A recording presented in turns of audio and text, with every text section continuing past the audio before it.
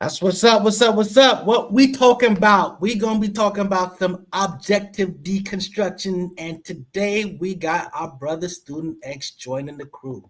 So this ain't mutant politics. This is objective deconstruction, and what we do on this show is this is a debate show. We are going to actually objectively deconstruct the topic matter. So this ain't necessarily about current topics. This is just basically about analyzing. Now, Alpha Agnostics has done some research for it. So we're just going to, for all intents and purposes, accept his information to be true. And based on that, we are going to break it down and discuss and attack it. So again, this is all brotherly love. We come from different places. We have different perspectives and different opinions, but we can still, once we establish some certain facts, we can basically mathematically, logistically deconstruct some things. So that's what this is about. You understand? You get what I'm talking about, brother Student X? Okay, live from the dojo. That's what's up. So, brother Afro Agnostics, you are going to be taking the lead this show because these are the topics that, again, the reason why we're doing this show is that we had a long-spirited text in the Focus Up chat, and these were these things that we discussed. So because Afro Agnostic really led that discussion, he's going to lead discussion today. And again, what we're going to be addressing is systems of oppression and divine inspiration. It was kind of crazy how it came together, but trust me, it's going to be it's going to make sense. So stay tuned. So that having been said, Afro Agnostics, what we didn't do, what we should have done. I want you to quickly promote Afro Agnostics. Oh, okay, yeah. Afro Agnostics is a podcast where a space where we challenge supernatural ideas and pseudoscience and mysticism and mythologies in the Black community. I have a channel on YouTube, on Instagram, and on TikTok as well. That's what's Check up. it out, Afro Agnostics. And Student X, he is the lead of Mutant Politics, which is still here. It ain't going nowhere. And he's got a very juicy topic that, we discussed. But, so you get the premise of what the show is. For this audience, give just a little brief premise of what we do with Mutant Politics, brother Student X. Yeah, Mutant Politics, I would say, is still something that is, being developed, I would say. It's not complete. But what we have been talking about is various topics that oftentimes is not, really discussed in the Black community, in particular, so, and then if it is discussed, then, I like to have,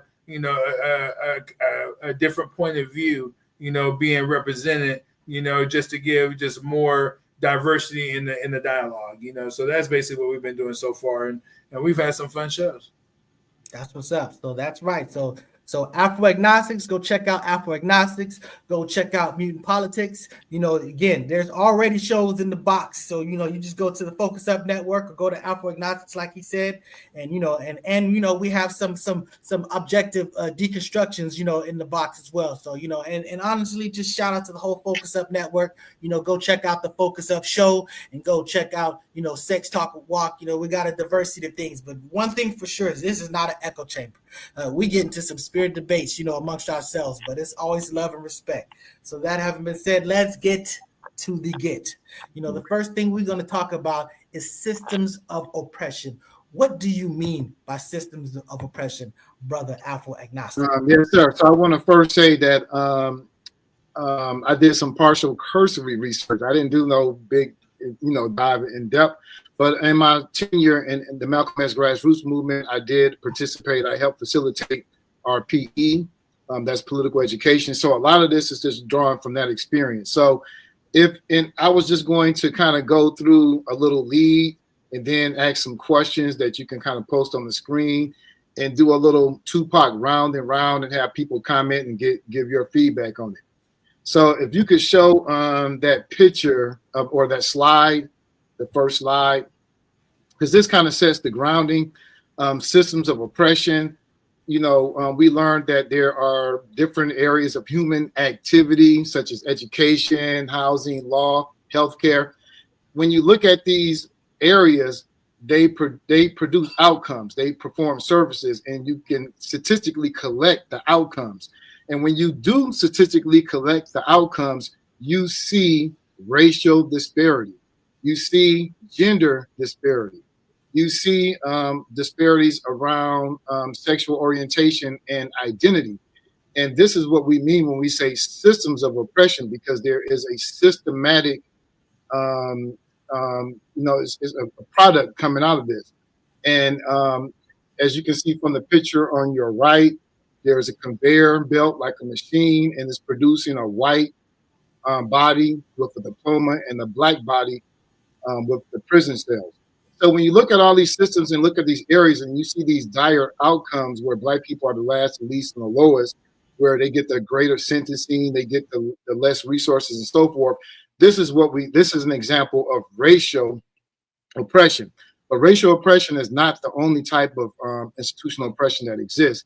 There are others. So collectively, we call it systems of oppression. And there's different ways you can look at it. We looked at it. We call it the 4 eyes of oppression as an example. So you have like institutional oppression, which is the largest, that has the greatest impact. A lot of people look at the other eye in the personal racism. They can only look. A good example is Lil Wayne, when he talked about he never experienced racism. He never experienced racism when you were born in Hollygrove, New Orleans, in the Fifth Ward. But he's looking at it on an interpersonal level. Nobody ever called me nigger, so therefore he hasn't experienced oppression. But there's internalized oppression and there's ideological oppression. So when I was an activist, and I'm still an activist, I participate financially right now, but our goal was to deconstruct, to destroy, to break apart systems of oppression, because we felt that our ideology was that's how you gain liberation and greater freedom and social justice for people. So if you can go to the next slide, I'm going to answer the first 2 questions. I'll be real brief, and I want to get a go around from everyone else in terms of what you feel in regards to these questions. Nice. Okay, so we figured this out. Okay, I'm learning. Look, you're teaching me technology. Okay, so do systems like this really exist? Because I have an issue with maybe some people who don't acknowledge these. Of course, I do. I believe they exist, and I have evidence to argue. I think the strongest argument is the racial disparity that we see in different areas of human activity. I think it's very obvious along sexual and gender lines.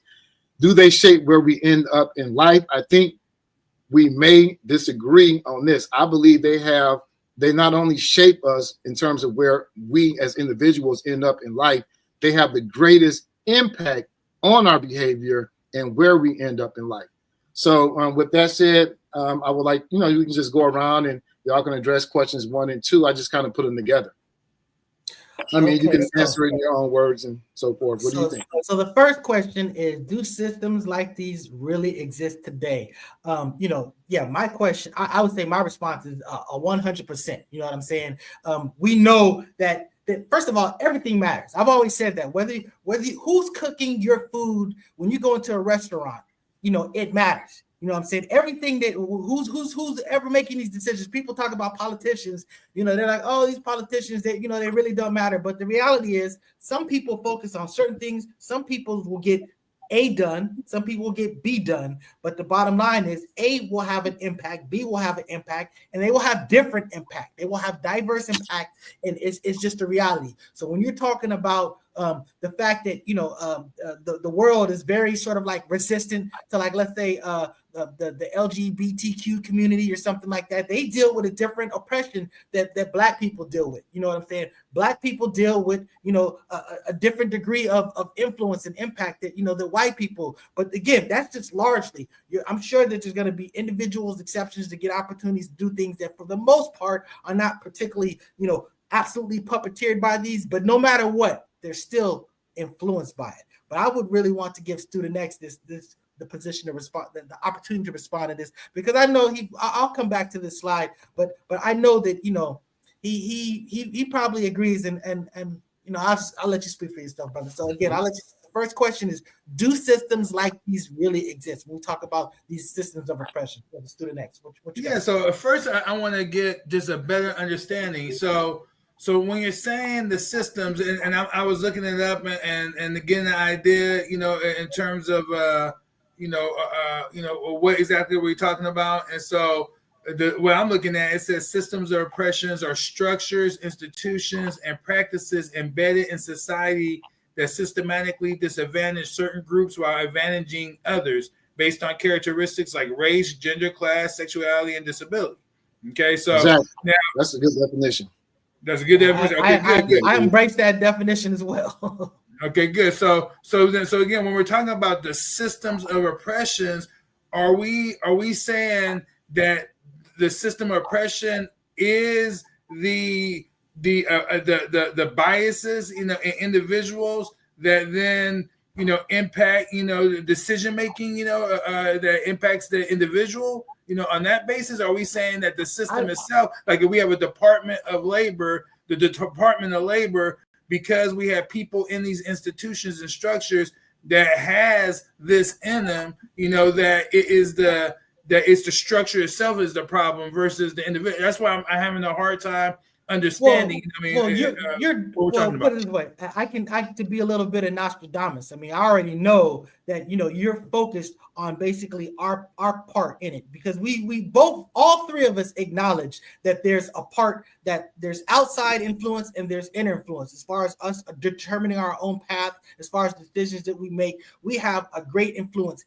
How much proportionately, that we might debate on, but the bottom line is that we do acknowledge that there's pushback, there's friction, there's obstacles that some people tend to have that others don't have. So that's really what the question is. So the question is, are there frictions that influence at least the struggle? Not necessarily whether you can actually succeed on some level, but the bottom line is that will it impact, it doesn't have some impact on the bottom line is it doesn't create struggle.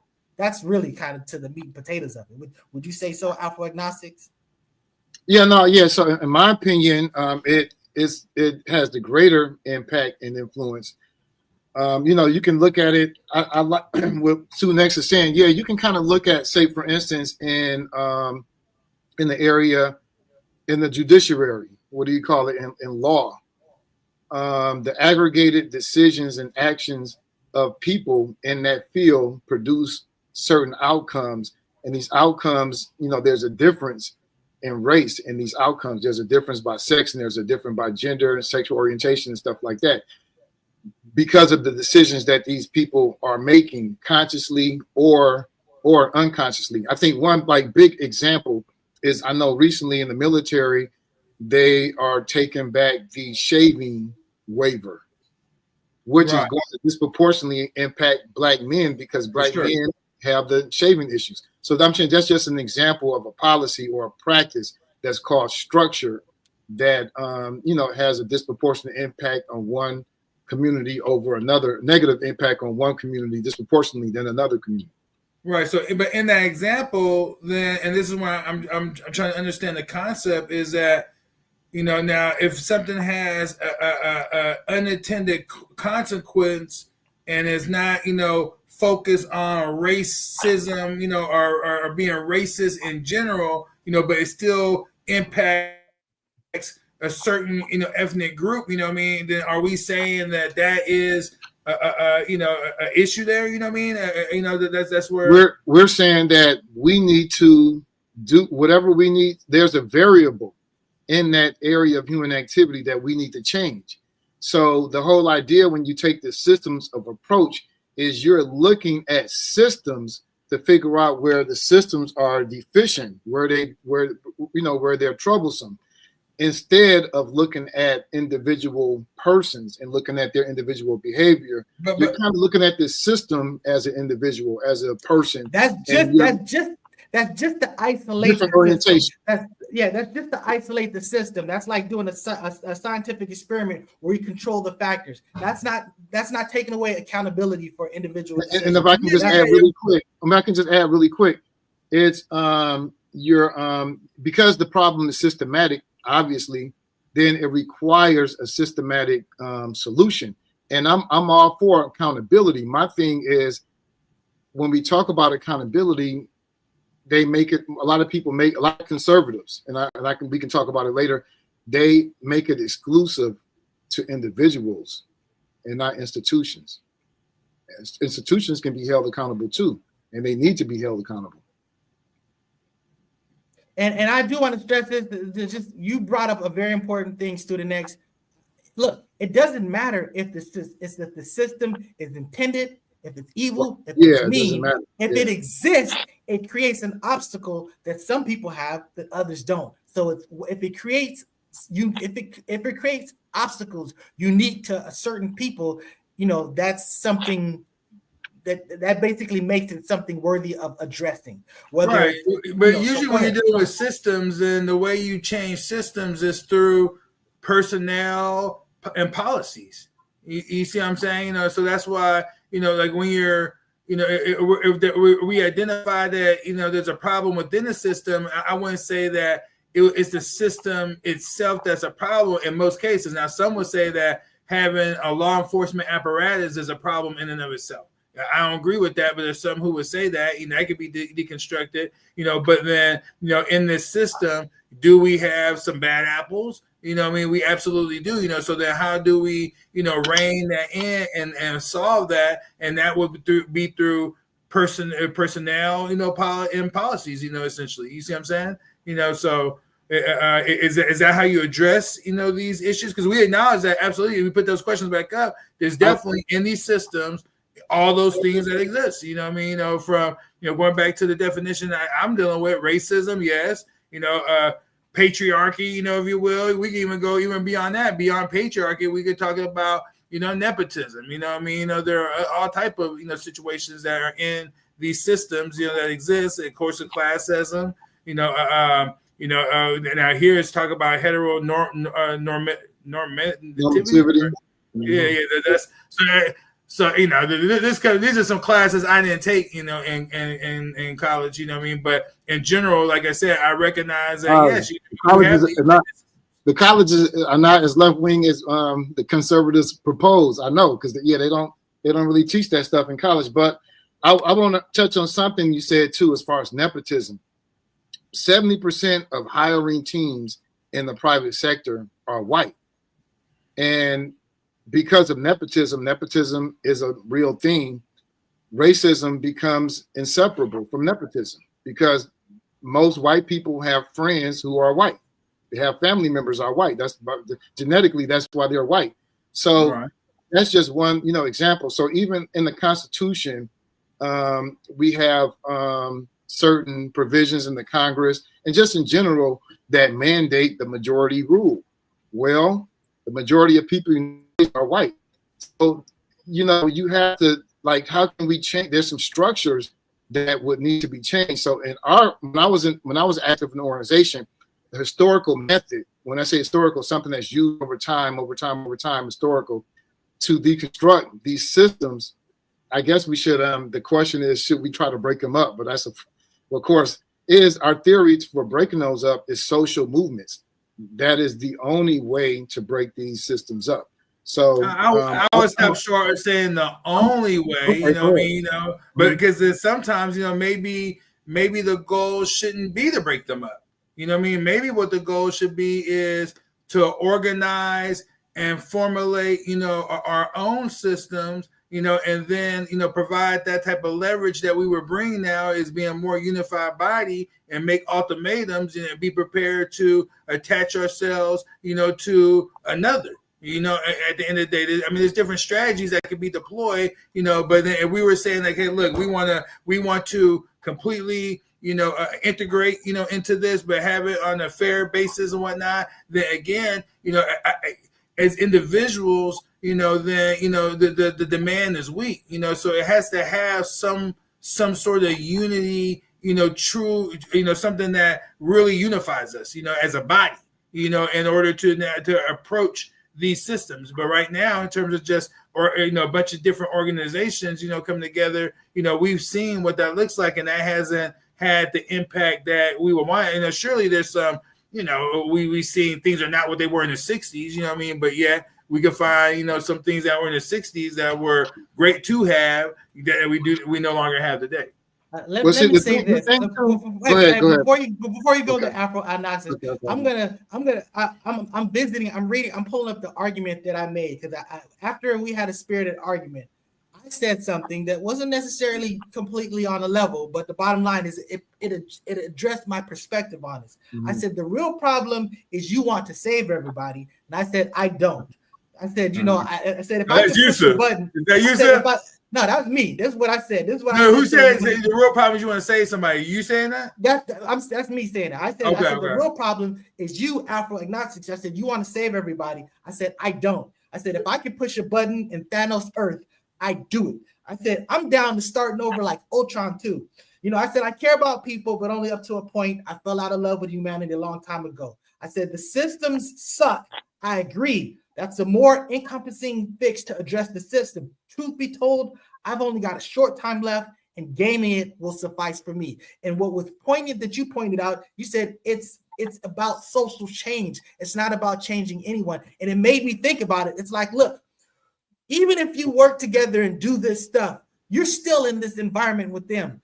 For example, you can sit there and build together in Black Wall Street, Rosewood, whatever. But if you still have that environment around them, which is them, they can just blow all that stuff up. So there's, to some degree, you do need the environment of social change to really have your best opportunity to move forward. I agree. You should attack it both ways. You should try to build up and be strong, to strengthen numbers, to strengthen organization. But if you don't change them and change their perspective, you know, you're only kind of pushing the ball down the field. You know, you're still going to come back to it. It's important that white people understand what they do wrong and what they do right. You know what I'm saying? So I'm just saying that for humanity to really step forward, we can't just do our own and just hope that that's going to do it. We need to do our own, and we need to motivate them to do their part as well. So Afro agnostics, if you remember what you're saying, I'm apologizing for cutting you off. No, I don't. So many lines of discussion I could take from this, but just kind of building on what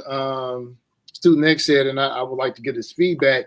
I'm down with the whole notion of having, you know, some level of separation. Most Black people, I don't know any Black person. Free the land. Land. It's not for, you know, if most Black people are not necessarily for purely political separation, but therefore cultural separation, therefore some type of space. You know, most Black people support HBCUs. They don't think we should give those up, or the Black church and so forth and so on, and Black institutions that we have, keeping them Black and, you know, maintaining it. I get that. My thing is that it's kind of like even with Umar, when he talks this nonsense about having a private school of students whose parents are taxed and that money is going into the public school system.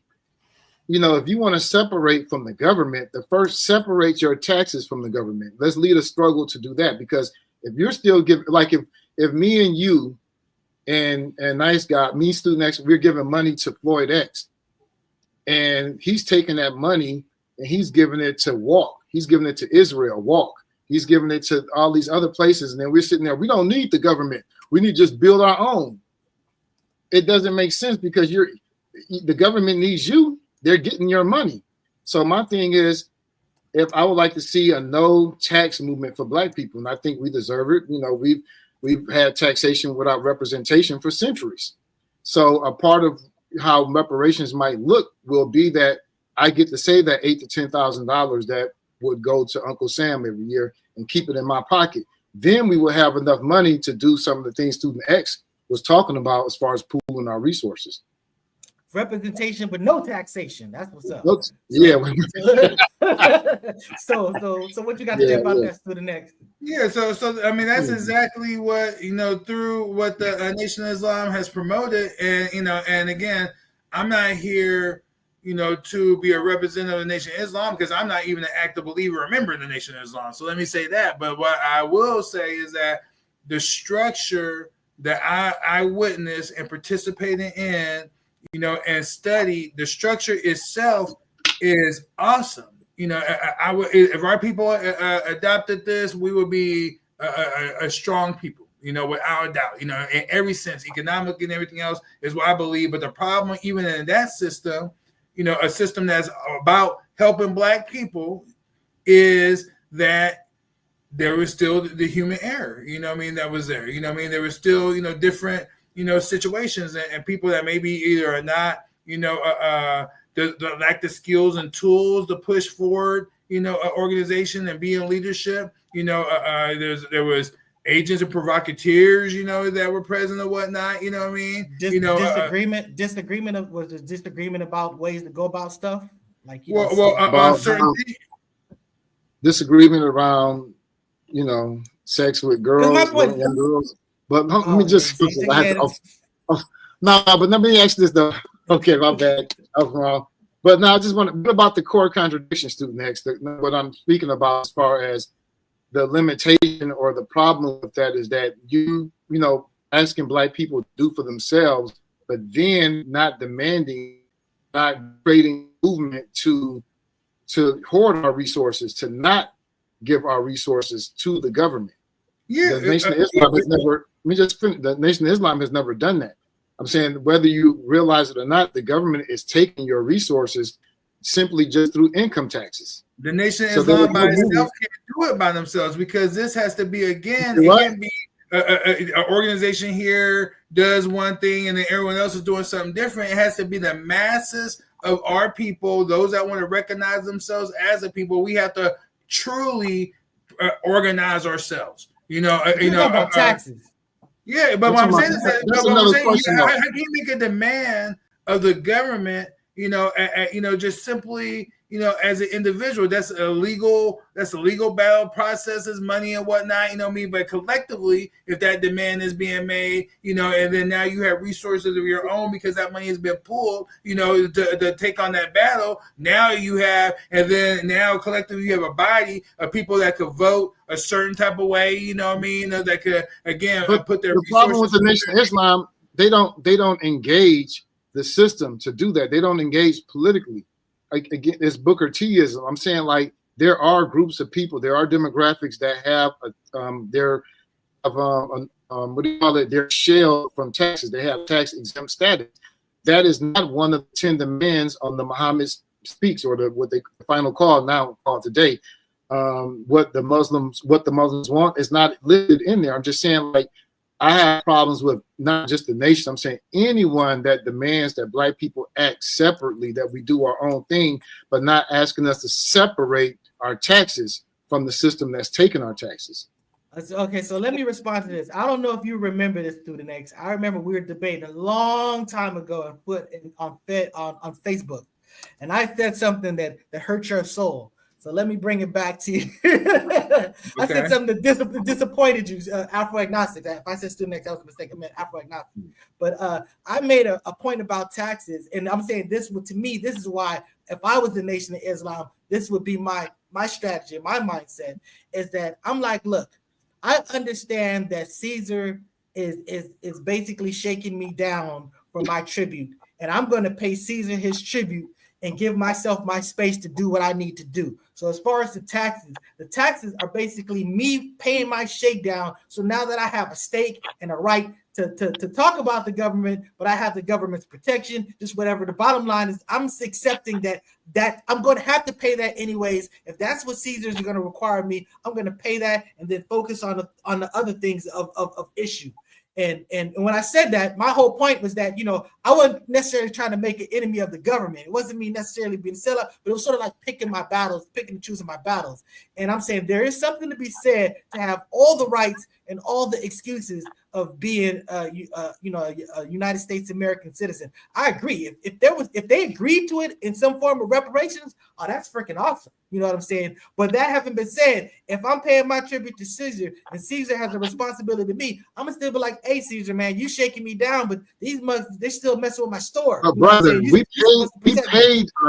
overpaid our tribute for centuries. That's a great argument. Without any benefit. No one's arguing that, though. I'm not arguing that. What I'm arguing is that whenever you have a military objective, and that's what this is, then there has to be a strategy behind it. And, again, just to go back to what you said, and what the Muslims want. Point number 5 is release from taxation and exploitation.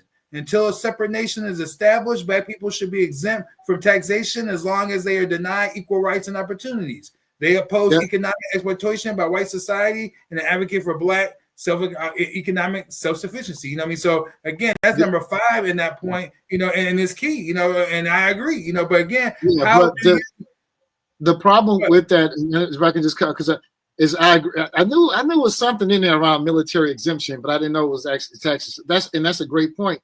But there is no strategy to implement that. Like, you can lobby the government to do that. You can build a movement without that. I mean, like, for instance, the minister had 1 million people on the Washington Monument on the Mall. He could have made that demand there instead of talking about the mysticism of the number 19. Saying, like, when we look all over the Arab Spring, we see people gathered at national malls and they made demands, and they brought it to at least bring it to the attention of Black people. Say, some of us are not going to leave. You can practice civil disobedience. I'm saying the Nation of Islam has never engaged in political, like, they didn't engage in the civil rights movement. That was a problem that Malcolm had with the nation. When Malcolm started messing with SNCC when he was still in the nation. He was like, man, we got to do something. Our people are active. There's a movement going on. And failure to not participate, that makes you conservative. And that makes, you can see the Booker T-ism in the Nation of Islam at that moment. But there's no doubt that exists. But what I'm saying is that the Nation of Islam, that's where it comes to the personnel, that's there, is that, is not enough people, especially among the elite of our educated people, that is in that institution, so there is, a stunted progress, which is explained you can't say that it's not enough, though, if you haven't studied social movements. You don't need the masses of the people especially to start things. You need a critical amount, and the Nation of Islam already has that. Oh yeah, no, the numbers is there. Let me ask you this, Afro Agnostics. Mm-hmm. Do you think that reparations are really on the table? Do you think that that's a realistic, not a realistic solution because it would work? I'm just saying a realistic, attainable solution. Yes, I mean, and the reason I feel that, because reparations after the so-called Civil War was called pensions. It came under the context, there was a movement. I can't remember the full name. There was a sister. They imprisoned her. They targeted her, but she was about the Pension Act, affirmative action. All these compensatory measures, there is nothing but reparations. So, I mean, we don't call it reparations, but you're trying to, toggle the system. You're trying to create a balance from the imbalance that was created. The electorate has pretty much decided away with a lot of that stuff. I mean, you have heard about how DEI has gone under the current administration. Hey man, what's the movie Godfather? You give them an offer that they can't refuse. You know what I'm saying? The only reason they acquiesce to the demands of the civil rights movement is because of the Black Power movement. They're like, God damn, we better do something, because the more we don't acquiesce to the civil rights is making the Black Panther Party look better and looking more feasible. So, you create the demand and you go for it. Dare to struggle, dare to win. That's interesting. So yeah, you know what? I honestly, until this very second, I've never thought that reparations were very realistic. But I'm a big Star Trek fan, and I'm just thinking that in order for them to get where they got, they would have had to realize. I mean, they just would have had to address social ills. You know what I'm saying? I just think that humanity theoretically would be capable of that type of thing. There's some people that are just so resistant to basic science, though. It just seems that we would be so far away from getting there. I mean, just like I said, flat Earth. You know what I'm saying? It's just I keep coming back to that. The fact that that's a thing, that just shows you humanity is only going to be able to go so far. But that's not the consensus. Thanos, save us. And most people. That's kind of fringe now, though. I mean, we took flat Earth, the geocentric view of the universe. We took it from common knowledge, the consensus, to now it's fringe. So that's a big thing. Even racism, at least interpersonal racism, is fringe now. We've done that. The movement created that. I don't know if you want to transition to the divine. What was the other piece? Let's go ahead. So the reason why I have brought up divine inspiration is because, again, if you didn't know, if you didn't gather from what has already been said, is Brother Student X, he was a member of the Nation of Islam. You know what I'm saying? Honestly, a lot of people, the Focus Up Network, Mr. Floyd X, you know what I'm saying? There's a lot of people that we bring. Me too, since I was a member of the Nation of Gods and Earths, the 5% Nation of Islam. So exactly. So you understand. And again, I'm one of those people that say that, look, I love what the Nation of Islam did for the black man. It's just culturally, just all that stuff. When you talk about the Nation of Gods and Earth, you know what I'm saying? I'm just saying that I'm a hip hopper. So just the fact that just the impact, just the you know what I'm saying? I respect it. And I'm just telling you, I may not agree totally with, this, that, and the other. And I don't know that I agree with that, this, and the other about anybody. But I'm just saying that I have immense respect for the Honorable Elijah Muhammad. I have the most respect for Brother Malcolm X, you know what I'm saying? And then when you're talking about Minister Farrakhan, when you're talking about Khalif Muhammad, you know what I'm saying? It's just the bottom line is I will never stop heaping praise on things that they've done, notwithstanding things that I don't quite rock with. So I'm just going to say that Brother Brother Student X made an argument that he said that he felt that, that clearly the Honorable Elijah Muhammad had, intervened, or just basically had interaction with a divine entity, just based on the fact of just, what came out of the nation, what knowledge was there. And my immediate gut response was like, I mean, you could kind of make that argument with almost any religious structure. When you talk about Mormons, when you're talking about Scientology, I mean, these all started with, maybe a seed, but they've grown into humongous trees that have great influence. I know that I've heard out of his own mouth that Minister Farrakhan has said that maybe Dianetics is the way for white people to receive salvation. He's basically, kind of give some type of approval. So I'm just saying that, this is my question. I always think that divine inspiration is an extremely dangerous defense of anything. So that having been said, I don't know if you want to say some more to really set it up for Student X, or if Student X, you want to take it from there. Well, I would say what I said was that, that the Most Honorable Elijah Muhammad, I believe, met with a supreme being, and so, how one semantically, changes that, or what their concept of that is, I'll leave that to them. But I'm saying, supreme meaning the top high level intellect, you know what I mean? And obviously someone that you could feel, see, and touch, that's what I believe, and I believe that through the guidance that he gave the Most Honorable Elijah Muhammad, that ultimately a strong system and example was made, to be revealed, to the masses of our people, to where now, they could look at whatever glass that they have, and then they could look at this glass over here, and then ultimately decide, are there principles, are there, is this a movement or a body that you will want to participate in and with, and for me, I absolutely fell in with myself and my family. And the reason why I hold it in such high esteem is because of how I develop as a person, and the strength, and knowledge that I gain and perspective. And then how after that experience and interaction, then all my other endeavors I, begin to participate in were on another massive level and scale that I never was even conscious of, because I didn't, have the level of understanding that I had previous to come into the nation. And so in the nation, that body of knowledge awakened something in me, and grew me, to be, a very strong individual, so, so I can't, there's no way that anyone's going to be able to tell me that, that interaction, did not, achieve those objectives, for me. And that wasn't what originally I fell in.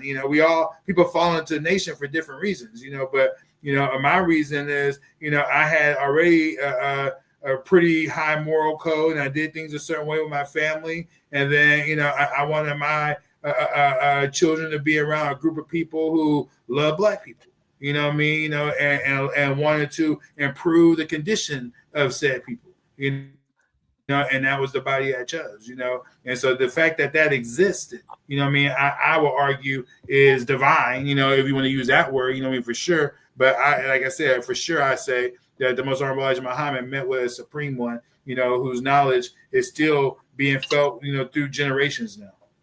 Let me first start off before you go into Afro-agnostic and say I owe you an absolute apology, because I should have started with your definition of supreme being. Once you've explained that definition, it's a different context. It's a completely different context, because what you're describing as a supreme being is really a paragon. You know what I'm saying? So this, I can fully analyze what you're saying, and that's completely different. You know what I'm saying? So that you kind of just crapped on my whole position. But go ahead, Afro-agnostics. I want to hear if you can explicate a little bit more on what you mean when you say supreme being. Me or him? Well, both of y'all was.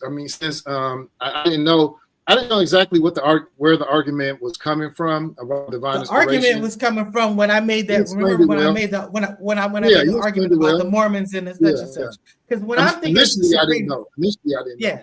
And again, all these discussions that we had today are basically are derivatives of the big chat debate that we had. So that's why I even came up with those two things, because I thought, wow, divine inspiration is really not a good motivation for anything. But when you define a supreme being as a paragon, that's the absolute. That's a great inspiration for doing anything. Someone who is a champion for something that really has to understand. Bruce Lee, and by your definition, I would say that Bruce Lee was the supreme being and really taught supreme, martial arts and just philosophy and study like that. Malcolm X, you know what I'm saying? Those two are the most influential, modern human beings, in my life. So by your definition, those people would be supreme beings.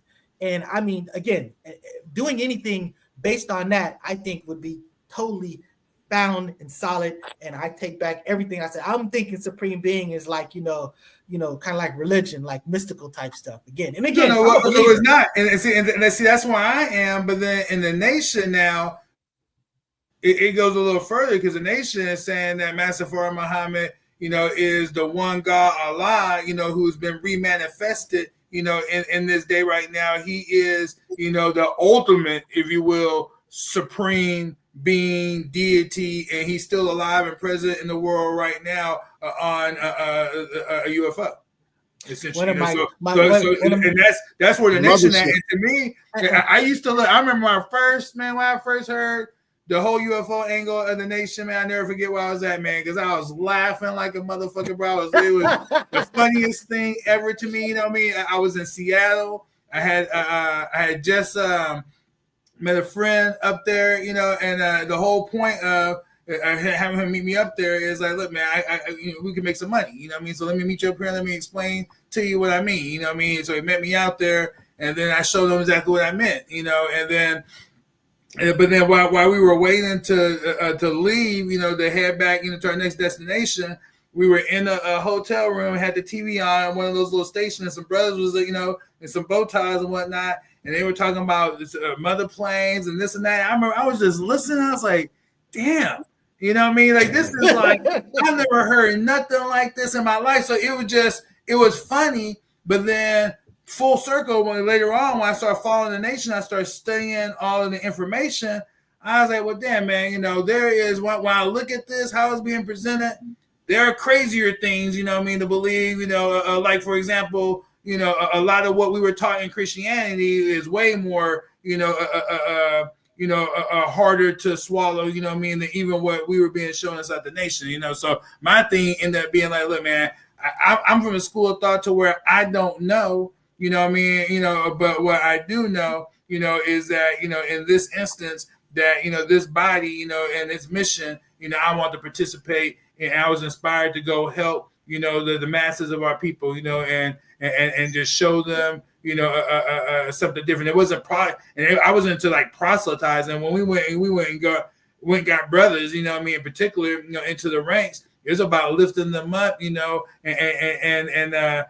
teaching, filling in some of those gaps that maybe we haven't had, but from whatever our upbringing was, our particular scenario. I mean, when you have men around men, we say men sharpen men like steel sharpen steel. You're able to, have a stronger body. When you, and then of course in the nation versus the 5%ers and whatnot. No offense, but the moral code is completely at a higher standard in the nation. Without a doubt. And so so seeing that moral code, I was like this. If this is what they're promoting, then this sounds like something that's worthy of having my family around. You know what I'm saying? Now, in the most respectful way, I've already laid out the groundwork that I respect the movement. I will say that Dr. York, he's a man that, he was very influential in my youth. You know what I'm saying? And he's just a guy. He got himself into some trouble that his fate, he deserved it. But I'm just saying the greatest argument that I can recall him making is that when he talked about, he says, wait a second. So you're telling me that your supreme being has to read out of a book? Like he don't know it. He's not just, he's literally has to read to tell you what's what. And I mean, we used to think that was a hilarious concept because, again, when you talk about Jesus and stuff like that, there ain't no instances of him reading as opposed to reciting. So I'm just saying that, but I'm just saying again, judge a tree by its fruit tree by fruit. That we understand that the fruit of Islam has been impactful and great. But go ahead if you want to say. Yeah, no, but I mean, remember between black organizations, there's always been that level of who riding, and conflict and whatnot, disagreement and everything, even within the same organization, But in that case right there, the way we were explaining, what that picture was all about, is that, one of the funniest jokes ever, is, how do you hide something from black people? Put in the book, what I'm saying, and so the whole concept of that was like, look, we as a people, we have to start digging and diving, into, research, knowledge, and understanding, if we're going to, have different outcomes and different results, and so that was, real key in that picture. And then the other thing I would say also is that, unlike, what some of the other, religions, promote is that the nation is it doesn't have that spooky element. We were saying that, God was born and came. I disagree with that. No. I'm saying no. It's less spooky. We're talking about, like first of all, today I don't think it's a lot harder. It's probably more people that believe in UFOs now than the religions, mainstream religions. You know what I'm saying? So that's not so much. UFO is an unidentified flying object. Not true. Yeah. There's more people now that understand. But wait. There are in the sky. There are unidentified flying objects. There can't be any dispute to that. Whether there's flying saucers, that's a whole nother discussion. But we're saying. So let me rephrase it. Most people are starting to agree now that we're not alone in the universe as the only intelligent life that's out there.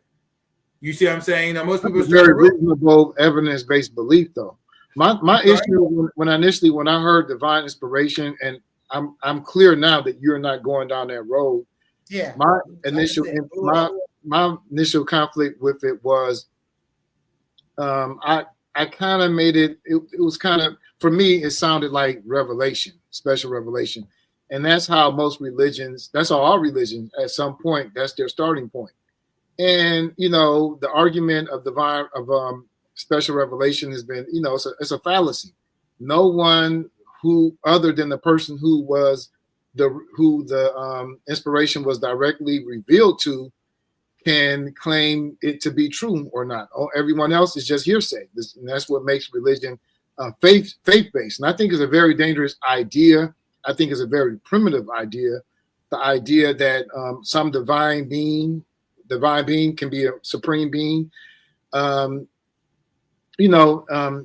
to someone, reveal the message to someone to reveal to everyone, when that divine being could have just simply skipped over the middleman. Claire, you just resurrected something, because now I got an argument, okay? Because again, I would say that even the first person is faith-based, because it doesn't matter. Just think about it. Even if you're talking to some entity you still have to be accepting that that entity is what it is. I mean, we give our children all types of information. We don't force children to figure out every single thing. I mean, in schools, they give you information, and it's not about you necessarily researching it. It's about you accepting it. And I'm just saying that, you've made the argument many times about why not just give the information to everybody instead of giving admission to somebody. And I've always said that, well, in order to debate that, you'd have to understand why they would even do that. And if you don't have that, it's a crippling attack. And not only that, it's just the issue of that, if you contain your source, if you restrict it, you're able to control the narrative more, because the bottom line is, if everybody heard it, anybody can say, well, this is what I was told. This is what I was told. This is what I was told. And I'm just saying that I think that there is an argument that actually complicates, the argument that you make in that regard. Do you understand what I'm saying, Afro-agnostics?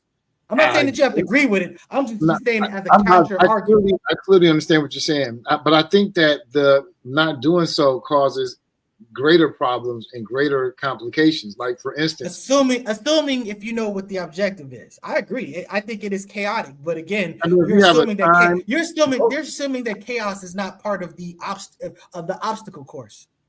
I'm taking into account some of the I think I'm pronouncing this right. So soteriology, or the salvation doctrines in most religions, and that if you don't accept the religion, then you're condemned to some punishment, some level of afterlife punishment or in-life punishment, and so forth. So, considering that, do you think that existed in Judaism? Absolutely. Wait. I'm just telling you, for the record, that don't exist in Judaism. It doesn't exist.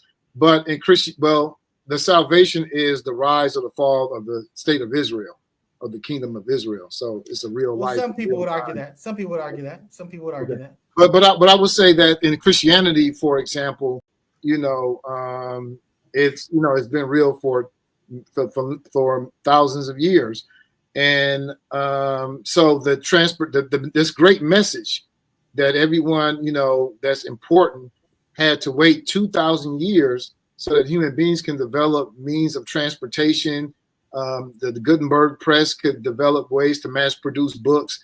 It's just, to me, it's a waste of time and resources. Kind of analogous to, I'm in a school, I have a time-sensitive, urgent message. I'm the principal, and all I do is call one person to the office. Hey, tell the kids there's an intruder on campus. Go to each and every room and do so. When I can just use the intercom, I can mass produce flyers and get the message out. I'll go further than that. What about the people that lived and died before Christ came around? Exactly. I mean, what about Moses? What about the religious people that you respect in Abraham and Moses? I mean, based on that definition, to me, that's what proves that theology is a faulty interpretation. If the faith is real, if it's true, that cannot, I'm saying, if you analyze this and you analyze this is supposed to be true, then clearly that cannot be the proper interpretation of a thing. That is not something that I subscribe to, and that's the argument I make all the time. And the biggest argument I make in terms of this, going along the same vein you guys are in terms of this danger, is that religion, I believe, from the gate was made to organize human beings, right? That's what it's all about. It used to be easier for those that were in power to essentially control 1 million people than it was to kill them, right? And then there's various systems that were designed. I believe religion was one of those systems that was designed to control the people. And so right now, some of these religions, when you look at, what they believe, then the problem is that since we have a system that's elected by the people, and then we get some of these people in who are believers, or at the very least, which might be even more dangerous, they don't believe at all, but they're promoting and trying to get a base, that does believe, and then now they're in office and now they're making decisions based on that belief, that might be negatively impact others. To me, that's the danger, because, like, for example, we have these people that, that believe what they believe in regards to Israel and just doing whatever they're equating the modern state of Israel to the biblical Israel. You know what I mean? And so you're talking about Ted Cruz. You're talking about Ted Cruz, example like that, and whatnot. You know what I mean? And then we start seeing policies, that come into existence that will impact not only Americans but others. You know what I mean? Behind it. So there's definitely danger. That's there. As far as that aspect. But in general, I think that if people having this concept of that there is we're not alone, type of deal. I don't have a problem with it. But like I said, some of these sects and things that exist out there, are pretty far out there. If you believe that we're gonna all burn and hell and brimstone, which represents nuclear war, and that you're gonna get closer to God faster if we just allow this nuclear war to happen. So you want the nuclear war to happen. And then on top of that, you happen to be a political leader. Then hell, that's scary. You know what I mean? In that context, and we have that. Is what's funny. Well, and that's the problem that I have. What attracted me to the nation? Well, first is their Black nationalism. And I think that's really what most people initially, and when at least the people who were involved that I was around. It wasn't really interest in the Quran. It wasn't really, it was the brothers, man, with the bow ties looking clean, and it was the Black nationalism involved in it. But I will say that's why my problem with the Nation of Islam is that if you take away all the religious stuff, all you have left is just Booker T, and it's the same thing. So I mean, when Malcolm left the nation and he formed his two organizations, he formed two organizations. He formed the Muslim Mosque Incorporated for believers, but then he formed the African American.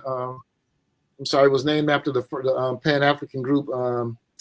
Jesus Christ. I know what you're talking about. The bottom line, but that was the political entity. That was the organization, and he, I really believe strongly in the Malcolm X doctrine. He's one of our greatest political leaders. His ideology, his perspective. He is, by your definition, I consider him a supreme being.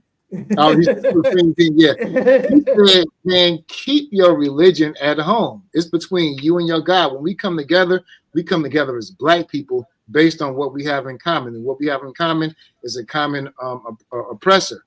And I like what Student X said because it really it's really a sentiment of Marxism. I'm glad to know you got a little left sentiments in you.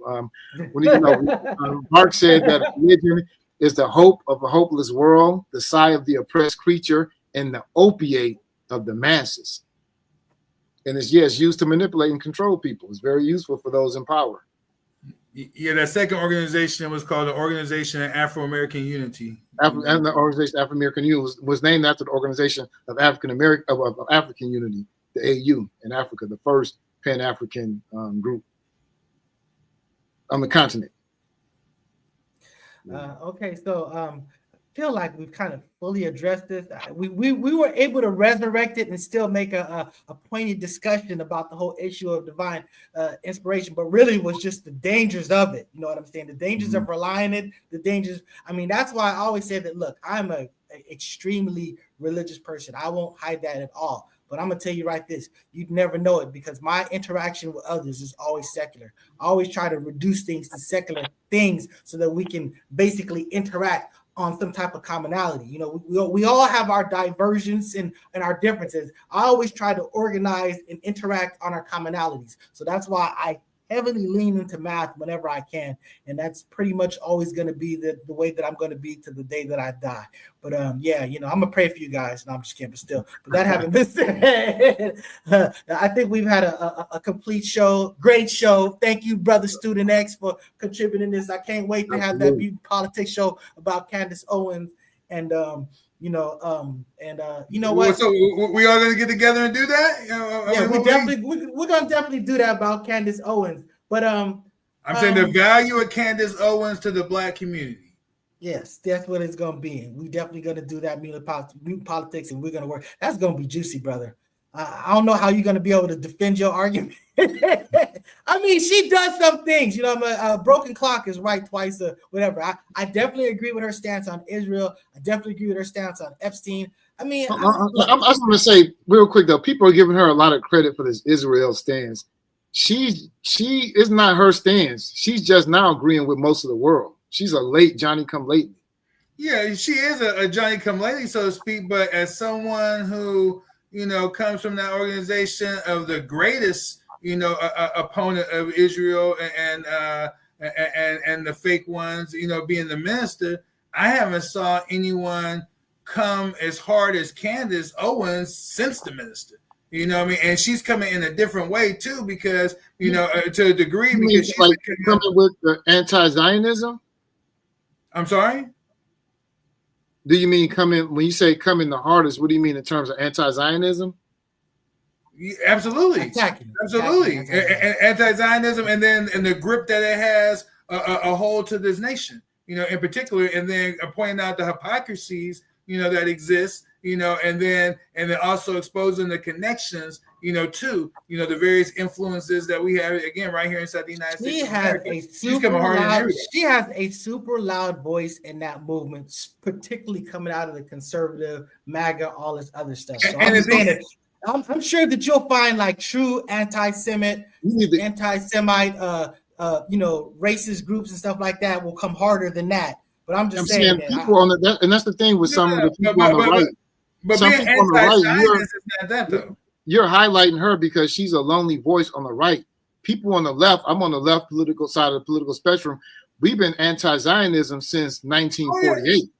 But no doubt about it. No doubt about it. You know what I mean? But like I said, but the thing is that, you know, we don't, what we need less of is echo chambers. You know what I mean? You know, the echo chambers need to turn into, you know, groups of, you know, that's making some sort of progress. You know what I mean? You know, but what we need is that those that are out the loop and, you know, don't have this understanding is to be woken up. You know, and so when one among them, if you will, rises up and then it begins to wake some people up, you know what I mean, then they're relevant and impactful, and that's what she's been. You know, I think he can make an argument about impactful, because the bottom line is you guys are already there. She's going to convert. She has an opportunity to convert more people that aren't there. You know, some white people. She has an opportunity to convert some white people. She has no black. She has no black. That's the mission that you're trying to do too. You're trying to find comrades. You know what I mean? You're trying to find, you know, what's the word they like to use? You know, when like not sympathizers. No, there's something else. Not sympathizers or something else. Allies. Allies. That's one of the words. You know what I mean? You know, so the whole thing is you can't get allies if people are staying their current, you know, understanding and level. You got to wake them up. You know what I mean? Which is ironic because how they deal with the word woke. You know what I'm saying? So yes, that's right. We can address that. The word woke. Honestly, to me, I feel like the word Zionist is basically an example of woke too. You know, because you know, for the record, I'm not.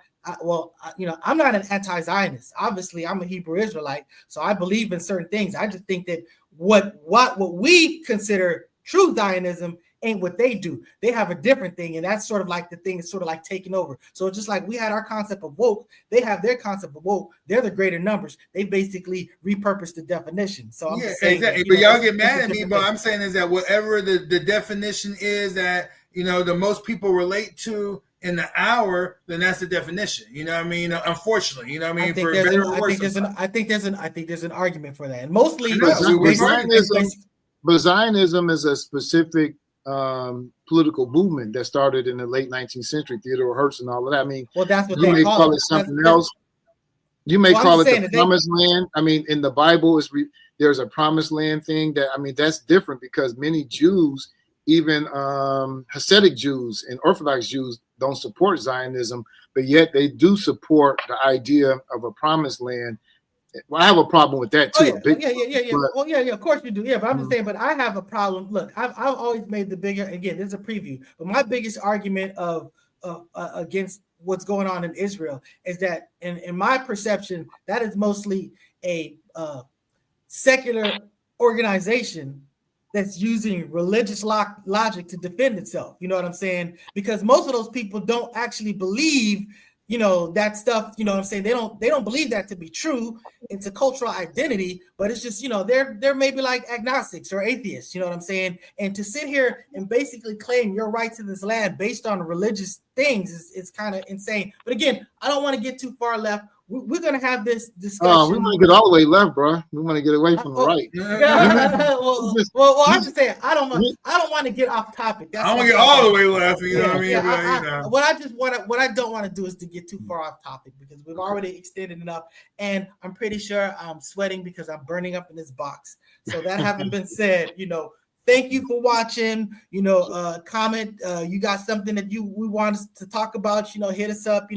We're supposed to be dropping subjects and possibilities on the Focus Up page. We'll get back to that. But the bottom line is, you let us know what we want to deconstruct. You want us to know what new politics to cover. You tell us what you want us to focus up on, and you tell us what we want to spin that back about. And you will be heard. So that having been said, like, subscribe, share. Thank you for watching. Peace out. Peace.